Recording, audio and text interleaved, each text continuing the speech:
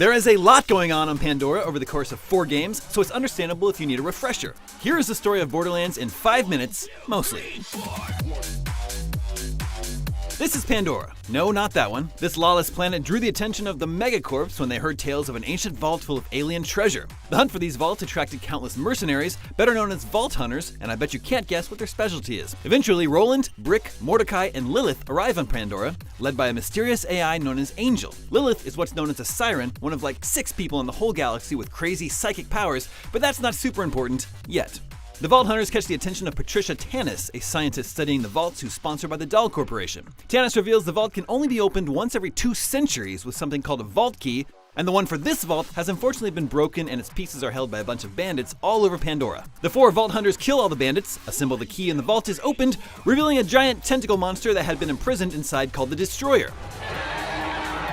Of course, the Vault Hunters defeat it, only to discover that the vault's treasure is nowhere to be found. Bogus. Opening the vault triggered the growth of a precious alien element known as iridium all across Pandora. This attracted the Hyperion Corporation, the largest and most powerful megacorp, and a humble corporate upstart named Jack, or John as some call him, working aboard their moon base but really a space station called Helios. This is where the pre-sequel comes in. Things swiftly go awry for John Jack when Colonel Zarpedon and her rogue PMC the Lost Legion seizes control of Helios in order to prevent Hyperion from opening a vault on Elpis, Pandora's moon, by zapping it with the giant laser. John enlists 4 new Vault Hunters, along with Lilith and Roland, to save Elpis from certain doom and open the vault. From here, a bunch of crazy shit happens.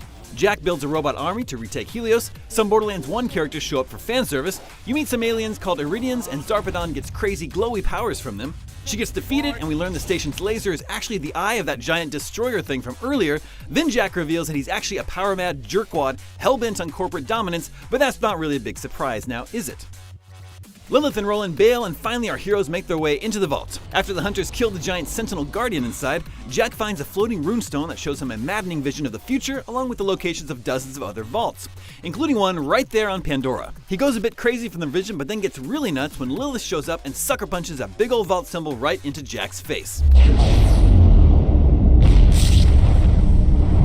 This brings us to Borderlands 2, where the now president of Hyperion and officially villainous Handsome Jack is luring Vault Hunters to Pandora, hunters like Salvador, Maya, Axton, and Zero, to kill them and keep anyone else from finding the other vault before him. Probably not the best plan, but the guy who's making dummy versions of himself just to mess with people before they explode probably doesn't care about sound logic that much. Welcome to Pandora, kiddos. Anyways, the near-dead Vault Hunters are found by the last remaining Claptrap unit. There was this whole robot uprising after Borderlands 1 and they all had to get scrapped. And they're contacted by the same mysterious angel that helped the original Vault Hunters. She guides them to Sanctuary, a base of operations for the Crimson Raiders, an anti-Hyperion resistance force led by Roland. They quickly learn that a vault key is being transported via train, which they derail and rob with the help of explosives-obsessed tween Tiny Tina. The stalker thought 'twas all in fun. Ha! Of course, it turns out the key was a ruse, and Jack had it the whole time, so instead, the gang gets to fight the Vault Hunter turned killer cyborg Wilhelm. You killed Wilhelm. Our heroes manage to use Wilhelm's robo-power core to shield Sanctuary from Jack's retaliatory moonstrike, but they quickly get double-crossed by Angel, who it turns out is actually a siren working for Jack.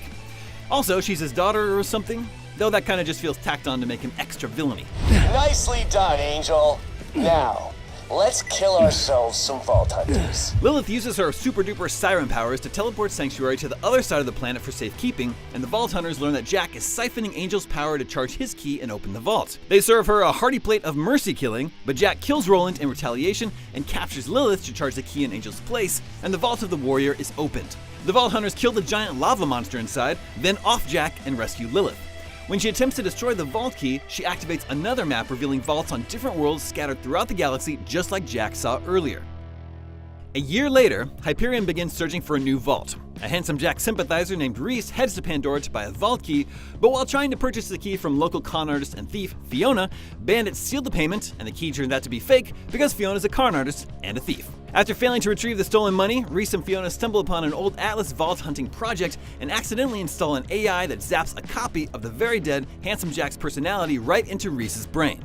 Reese partners up with Fiona to pursue the project, codenamed Gortys, which turns out to be a robot designed to locate the roaming vaults of the Traveler. Oh, that one! AI Jack leads Reese and Fiona to Jack's old office on Helios to get an upgrade for Gortys. Jack Doss 95 tricks Reese into uploading his AI into Helios' system so he could take control of Hyperion once again, but Reese disrupts the station's power core and sends it crashing onto the surface of Pandora instead. Meanwhile, a fully upgraded Gortys summons the Vault of the Traveler. Reese, Fiona, Gortys, and a small army of survivors from the Helios crash unite to take down the Traveler. After its defeat, the vault is opened. Fiona and Reese enter the vault and disappear, never to be seen again, at least until Reese shows up in the trailer for Borderlands 3. And that's where we are now. You're all caught up. For more on Borderlands 3, check out our super detailed breakdown of the reveal trailer, and for all your other Borderlands-y needs, you're already in the right place, IGN.